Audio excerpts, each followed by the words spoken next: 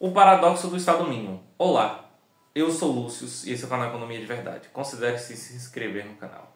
No vídeo de hoje nós vamos falar um pouco sobre como o Estado mínimo gera mais Estado e como isso é um paradoxo. Antes de começar o vídeo, deixe-me deixar claro que o conceito de um paradoxo do Estado mínimo eu extraí de uma leitura que eu tive de Hans Hermann Hoppe no livro A Ética e a Economia da Propriedade Privada. Se quiserem ver um conteúdo mais...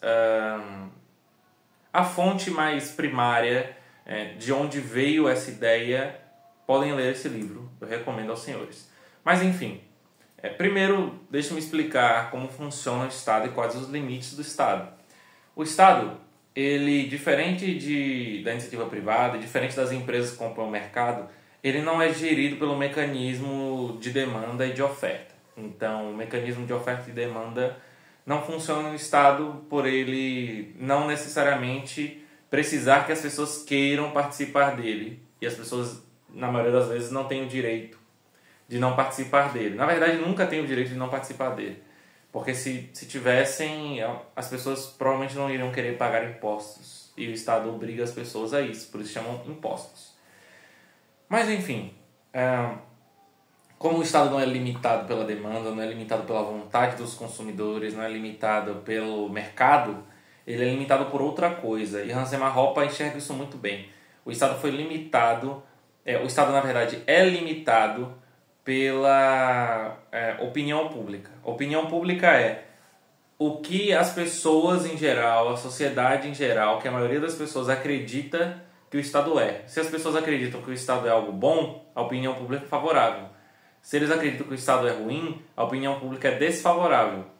Então, quanto mais favorável a opinião pública, a tendência é que o Estado aumente, já que as pessoas gostam mais do Estado, então permitem que ele cresça.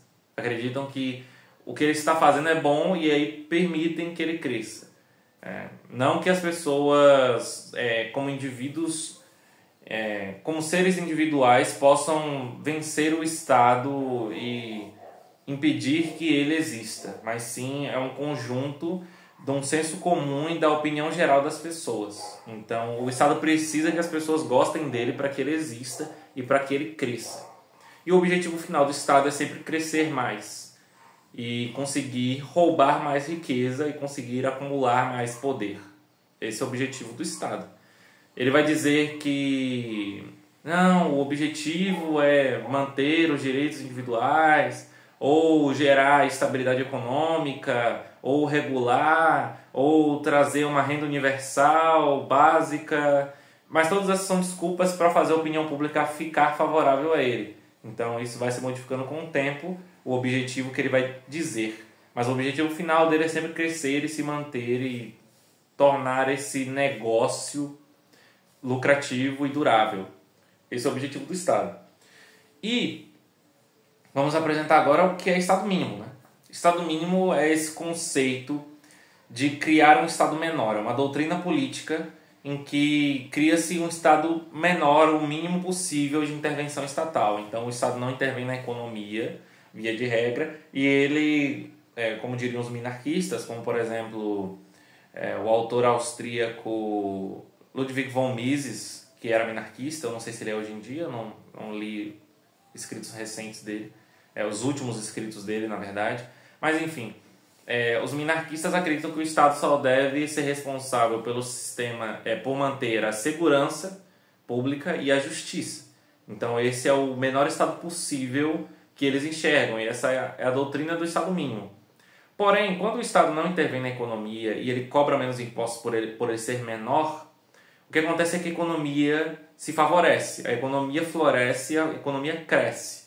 Quando a economia cresce, aí que ocorre esse paradoxo do Estado mínimo. Por quê? O Estado mínimo, ele permite que a economia cresça e permite que a economia floresça, por ele estar cobrando menos impostos, por ele estar destruindo menos a riqueza. Então a economia vai ficar favorecida, as pessoas vão estar mais felizes e vão estar num patamar de bem-estar social superior, porque a produção da sociedade vai estar em um grau mais eficiente. Então vão ter mais bens e as pessoas vão ter a capacidade de consumir mais. Então, quando isso acontece, o que o Estado vai fazer é uma manobra em que ele vai dizer que ele é importante e que o Estado é bom e que quando ele é dessa forma, ele permitiu e fez com que a economia crescesse. Então as pessoas vão começar a acreditar que de alguma forma o Estado ajudou a economia a chegar naquele ponto, por meio de propaganda estatal, por meio de questões de manipulação de mídia e da opinião pública. Quando isso acontece, as pessoas começam a gostar do Estado, a opinião pública fica favorável e o Estado cresce. Então é um paradoxo, porque quando você coloca o Estado mínimo, as pessoas começam a gostar mais dele por ele estar intervindo menos na economia. E aí o Estado cresce de novo. Isso foi o que aconteceu, por exemplo, nos Estados Unidos. Nos Estados Unidos, a primeira constituição dele foi uma constituição minarquista, em que o Estado praticamente não fazia nada. E com o passar dos anos, com o passar das décadas, o Estado foi crescendo porque as pessoas acreditavam mais nele, gostavam mais do Estado, porque ele não intervia na economia, e por ele não intervir na economia, o bem-estar social era superior. E o Estado conseguiu traduzir muito bem isso, e ele consegue muito bem traduzir isso, por meios falaciosos e falsos. Ele consegue transferir essa qualidade de vida como se ela derivasse da existência dele e da manutenção dessa hierarquia estatal. Então, o que acontece é que o Estado mínimo vai gerar mais Estado.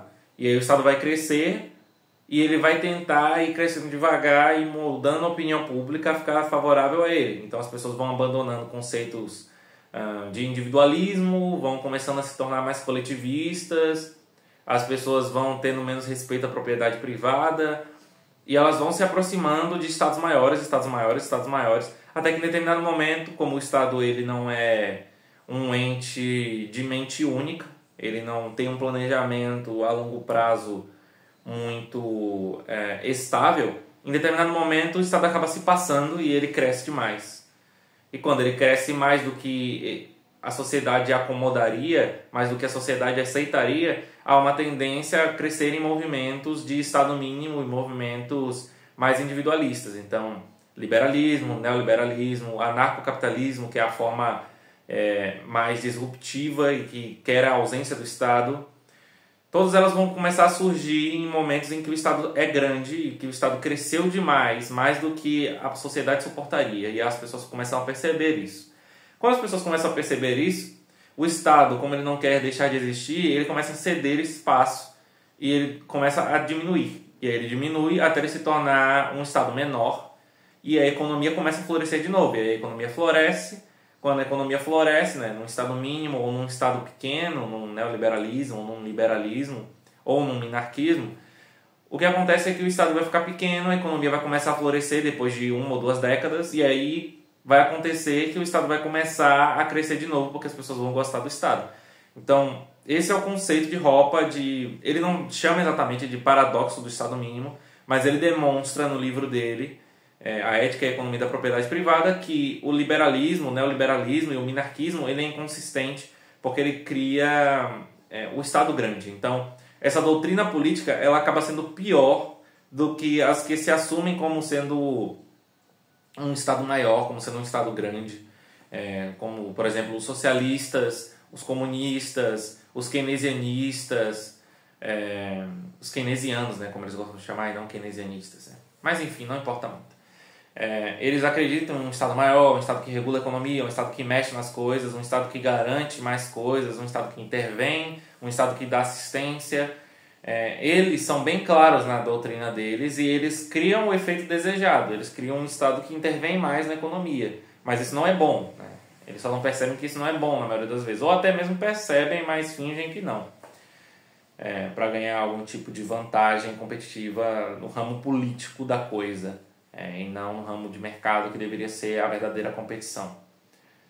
E o que vai acontecer é o seguinte, o neoliberalismo ele é usado pelo Estado para se promover e para criar esse ciclo. Muitos economistas falam sobre ciclos econômicos, falam sobre crises, e eu vou fazer um vídeo sobre por que as crises econômicas em geral não são causadas pelo mercado e sim pelo Estado. Mas as pessoas que estudam economia, principalmente economia política, se dão muito conta, ao estudar a história do pensamento econômico, elas se dão conta de fatores econômicos que geram doutrinas políticas. E eles demonstram conhecer bastante sobre isso. Mas eles não percebem que as doutrinas políticas geram essa mudança no Estado e às vezes geram até efeitos contrários a longo prazo. E isso é bastante interessante, que é um insight muito legal que Hoppe faz. Eu não sei exatamente se esse conceito é dele, ou se ele pegou de Murray Rothbard, ou se ele pegou de algum outro autor austríaco, porque ele não dá muita ênfase a isso no livro dele, ele dá mais ênfase a conceitos de direitos naturais e legitimidade do Estado, mas ele acaba puxando um pouco sobre isso. E é bastante interessante, queria falar disso para vocês hoje. Mas enfim, esse foi o vídeo de hoje, espero que vocês tenham gostado. Agora eu estou começando a fazer vídeos com colinhas, esse é o primeiro vídeo que eu estou fazendo. E eu estou sentindo que com essa primeira experiência eu estou tendo maior objetividade. Inclusive, acho que isso vai melhorar o conteúdo do canal. Vocês podem deixar aí nos comentários o que, é que vocês acham, se é melhor assim ou completamente sem roteiro. É que só tem algumas frases ou palavras-chave e não tem muita coisa escrita, né? Só tem isso mesmo. A maioria das coisas vem da minha cabeça. Eu não gosto de roteiros muito grandes, porque eu sinto que eles dificultam a mim passar a ideia e expressar o que eu quero dizer. E é isso. Tchau, tchau.